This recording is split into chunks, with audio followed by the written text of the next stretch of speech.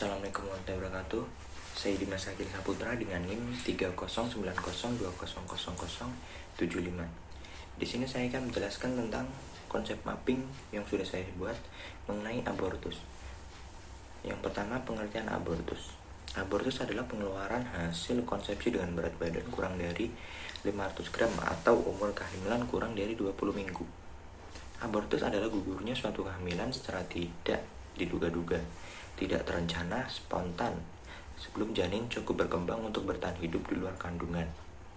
WHO pada 1997 mendefinisikan abortus sebagai pengeluaran atau ekstrasi janin atau embrio yang berbobot 500 gram atau kurang dari ibunya, kira-kira berumur 20-22 minggu kehamilan.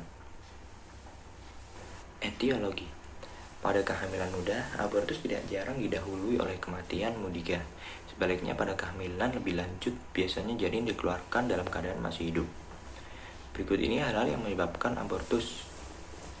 1. Kelainan pertumbuhan hasil konsepsi, yaitu kelainan pertumbuhan hasil konsepsi dapat menyebabkan kematian janin atau cacat. Kelainan berat.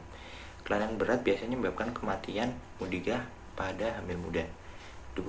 Kelainan pada plasenta. Endarteritis dapat terjadi dalam fili chorioalis dan menyebabkan oksigenisasi plasenta terganggu, sehingga menyebabkan gangguan pertumbuhan dan kematian janin. Keadaan ini biasa terjadi sejak kehamilan muda. Misalnya terjadi karena hipertensi menahun. Yang ketiga, penyakit ibu.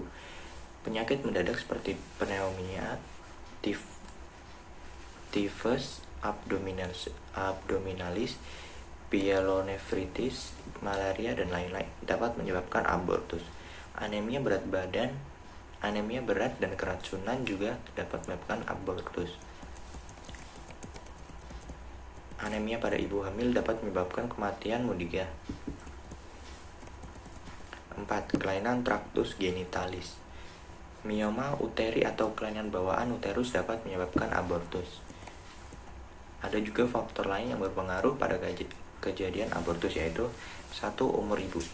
Umur yang terbaik bagi wanita untuk kehamilan dan persalinan yaitu umur 20-30 tahun.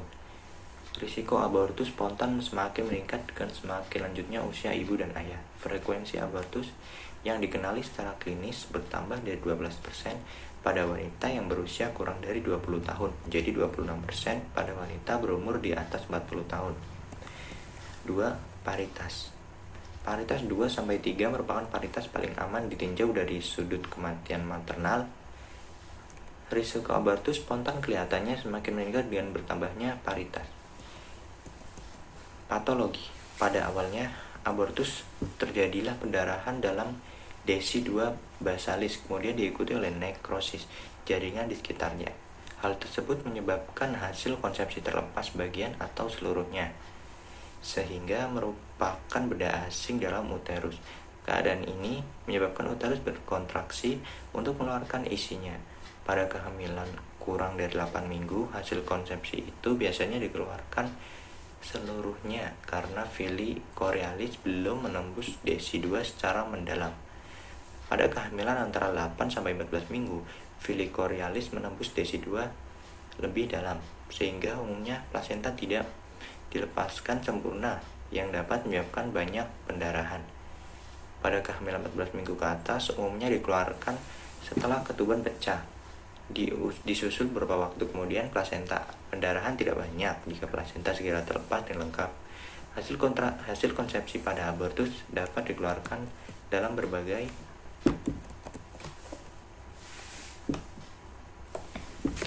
bentuk. Ada kalanya kantong amnion kosong atau tempat di dalamnya benda kecil tanpa bentuk yang jelas.